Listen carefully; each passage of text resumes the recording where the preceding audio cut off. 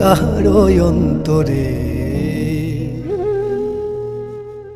কি ব্যাপার, আপনি এখানে দাঁড়ায় আছেন? আব্বা আমারে কইছিলেন আপনি যে বিদেশে যাইবেন না। হ্যাঁ বলছিলাম, কিন্তু কেউ চায় না আমি দেশে থাকি। আব্বাই জমি কিনবো, আম্মায় সাদিয়ারে বিয়া দিব, তোমার আম্মায় চায় এই বাড়িতে আমি একটা বিল্ডিং তুলি। কিন্তু আমার ইচ্ছা কি, শখ কি, আমার মন কি চায়, এটা কেউ জানতে চাইল না। জানো পারুল, আজকে আমার মনে হইতেছে প্রবাসীদের কোনো বাড়ি ঘর নাই, তারা আসলে মেহমান। মেহমানরা যেমন বেড়াইতে এসে বেশি দিন থাকলে তাদের কোনো দাম থাকে না, তেমনি একজন প্রবাসী দেশে এসে বেশি দিন থাকতে চাইলে তাদের কোনো দাম থাকে না। একজন প্রবাসীরে কেউ ভালোবাসে না, ভালোবাসে তার টাকারে। টাকা যতদিন থাকে ততদিন তার মাথায় তুলে রাখে, টাকা শেষ হয়ে গেলে মাথা থেকে আছাড় দিয়ে ফালাই দেয়। বাবা মা ভাই বোন শ্বশুর শাশুড়ি সবার কাছে একজন প্রবাসী শুধুই টাকার মেশিন। তারা খালি চায় এই মেশিনটা যাতে টাকা দেয়। কিন্তু একজন প্রবাসীরও যে মন আছে, মায়া আছে, আবেগ আছে, এটা কেউ বুঝতে চায় না। তাই বিদেশে চলে যাওয়া ছাড়া আমার আর কোনো উপায় নাই পারুল। একজন প্রবাসীর জন্য প্রবাসটাই তার আসল ঠিকানা।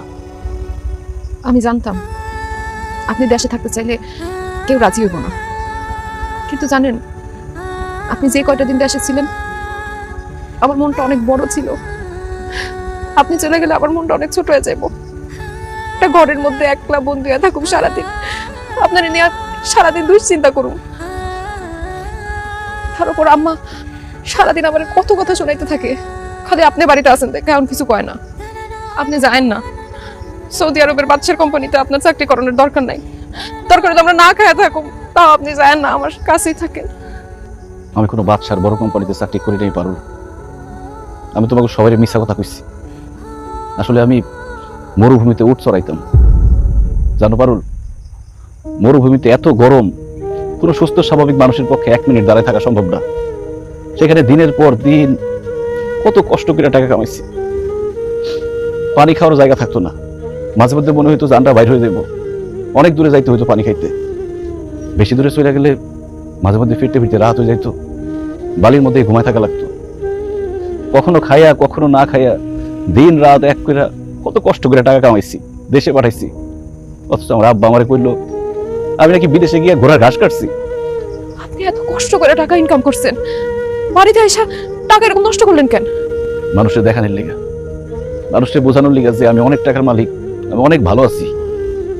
আর দেশে এসে টাকা পয়সা ভাঙলে মানুষ আমার সম্মান দিব, আদর করব, ভালোবাসবো। বিদেশে তো সব সময় মালিকের অপমান, অবহেলা, ধমক এইসব শুনতে হইতো।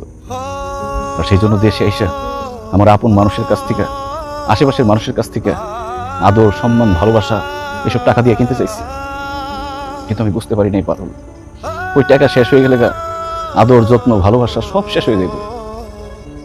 জানো পারুল, প্রবাসে এক একটা টাকা আমি কত কষ্ট করে ইনকাম করছি, এটা যদি একবার আমার কাছের মানুষগুলোকে দেখাইতে পারতাম।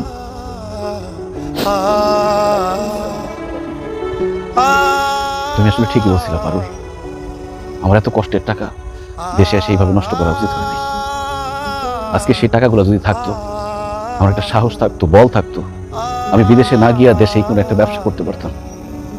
কিন্তু এখন তো আমার কিছুই নেই, আমার সব শেষ। এখন তো বিদেশ যাওয়া ছাড়া আমার আর কোনো উপায় নাই। পারুল, তুমি আমার একটু শক্ত করে জড়ায় ধরবা। আমি তোমারে চাইরা, আমাদের যে বাচ্চা হবে সেই বাচ্চারে চাইরা আমি বিদেশে যেতে চাই না। আমি বিদেশ যেতে চাই না পারুল, বিদেশ যেতে চাই না।